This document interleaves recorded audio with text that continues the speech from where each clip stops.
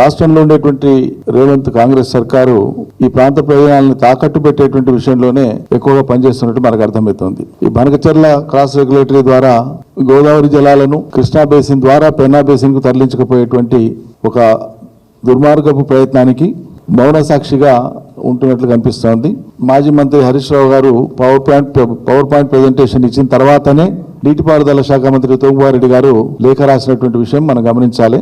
తప్పని పరిస్థితులలో రాష్ట్ర ప్రభుత్వం ఒక అఖిలపక్ష సమావేశం పేరు మీద సమావేశం ఏర్పాటు చేసి ఆ సమావేశంలో కూడా ఒకవైపు రాజకీయాలు మాట్లాడమని అనుకుంటూనే రాజకీయాలు మాట్లాడడం, అధికారుల సమక్షంలోనే రాజకీయాలు మాట్లాడడం, ఎద్దేవా చేయడం, కేసీఆర్ను అవహేళన చేసి మాట్లాడడం, ఇవన్నీ చేసినటువంటి మీదటనే మరి మా పార్టీ ఎంపీ సమావేశానికి హాజరైనటువంటి ఎంపీ వద్దురాజు గారు హేళన చేసిండ్రు, ఆయనను అవమానించారు ముఖ్యమంత్రి గారు.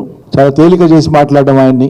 బీజేపీ తరఫున హాజరైనటువంటి ఇద్దరు ఎంపీలను పెద్ద పొగిడి వాళ్ళనేదో అదే బీజేపీ తెలంగాణకి ఏదో గొప్పగా ఇచ్చినట్లు, వాళ్ళ వల్ల తెలంగాణకి ఏదో ప్రయోజనం కలిగినట్లు, గొప్పగా ప్రాజెక్టులు సాధించి పెట్టినట్లు, లేకుంటే ఇక్కడ ఉండే ప్రాజెక్టులకు లేకుంటే ప్రత్యేక ప్యాకేజీలు ఇచ్చినట్లు వాళ్ళనేమో నెత్తినెత్తుకొని తెలంగాణ ఎంపీని మాత్రం అవమానించి, ఎందుకు ఆయన బలహీన వర్గాలకు సంబంధించిన మనిషిని ఇంత తేలిక భావం ముఖ్యమంత్రికి.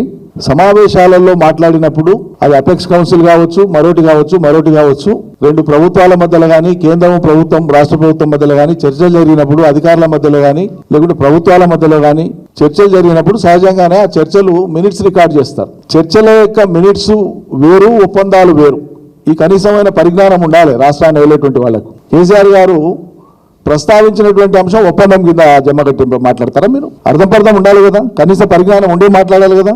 ముఖ్యమంత్రి గారు కాంగ్రెస్ ప్రభుత్వం మాట్లాడినప్పుడు వారి మాటల్లో కానీ, భావనలో కానీ, బాడీ లాంగ్వేజ్లో కానీ ప్రస్తుతం ఆంధ్రప్రదేశ్ తలపెట్టినటువంటి తెలంగాణ ప్రయోజనాలకు వ్యతిరేకంగా ఉండేటువంటి ఈ బనకచెర్ల క్రాస్ రెగ్యులేటరీ ప్రాజెక్ట్ ఏదైతే ఉందో, గోదావరి నీళ్లను పెన్నా బేసిన్ తరలించకపోయేటువంటి ప్రాజెక్ట్ ఏదైతే ఉందో, దీన్ని మేము ఎట్టి పరిస్థితులలో ఆపి తీరుతాం అనేటువంటి మాట కానీ, ఆ సంజ్ఞ కానీ, ఆ గెస్చర్ కానీ మీ వైపు నుంచి ఈ సమంతా లేదు. అది మనం తెలంగాణ ప్రజలు గమనిస్తున్నది. నువ్వు ఎంతసేపు మాట్లాడినా మళ్ళా కేసీఆర్ మీద, పోయిన ప్రభుత్వం మీద అదే మాట్లాడుతున్నావు. కానీ ఇప్పుడు ఆంధ్రప్రదేశ్ ప్రభుత్వం యొక్క ఈ తలంపును అడ్డుకునే దానికి నువ్వేం చేస్తావనే మాట ఎక్కడ మాట్లాడిను? నేను ఆపి తీరుతా అనేటువంటి మాట ఎందుకు వస్తలేదు నీ నోటి నుంచి?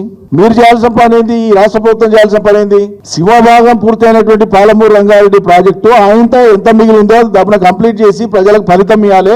అర్జెంట్ గా దీనికి సంబంధించిన నీటి కేటాయింపుల ప్రక్రియ పూర్తి చేయాలని డిమాండ్ చేయాలి తెలంగాణ ప్రభుత్వం. నీటి కేటాయింపు లేని కారణంగా డిపిఆర్ను వాపసు పంపించింది కేంద్ర ప్రభుత్వం. మీరు కేంద్ర ప్రభుత్వాన్ని అడగాల్సిందేంది? పాలమూరుకు న్యాయం జరగాలంటే ఆ మిగిలినటువంటిది కంప్లీట్ చేసి మేము నీళ్ళు ఇచ్చుకునేది ఉంది, తప్పన మా పని కంప్లీట్ చేయండి అని డిమాండ్ చేయాలి నీటి కేటాయింపుల విషయంలో. ఈ డిమాండ్ చేయట్లేదు, ఇది కోరట్లేదు. అందుకే నేను మొదట్లో చెప్పి తెలంగాణ ప్రయోజనాల కంటే కూడా తెలంగాణ ప్రయోజనాలు దెబ్బతింటుంటే మౌనంగా చూస్తూ కూర్చోవడంలోనే వీళ్ళకి ఆనందం ఎక్కువ ఉంది. కేసీఆర్ను తిట్టి, హరీష్ రావును తిట్టి, మురికి మాటలు లేఖి భాషలో మాట్లాడి అది రేవంత్ రెడ్డికి అందంగా అనిపించవచ్చు ఆ భాష, కానీ ముఖ్యమంత్రి స్థాయికి, ముఖ్యమంత్రి స్థానానికి అందంగా అనిపించదు. 100 సార్లు చెప్పినా మళ్ళీ మీరు అదే మాట్లాడుతున్నారు. తీసేసి మాట్లాడి, ఎత్తేసి మాట్లాడి, అవహేళన చేసి మాట్లాడి, అవతలలో చిన్నగా చేసి మాట్లాడి, బూతులు మాట్లాడితే అవతలలో చిన్నగా గారు మాట్లాడినటువంటి వాళ్ళు వాళ్ళ భాష, వాళ్ళ సంస్కృతి, వాళ్ళ వ్యక్తిత్వానికి అద్దం పడుతుంది, దర్పణం పడుతుంది. అది గుర్తుపెట్టుకోవాలి.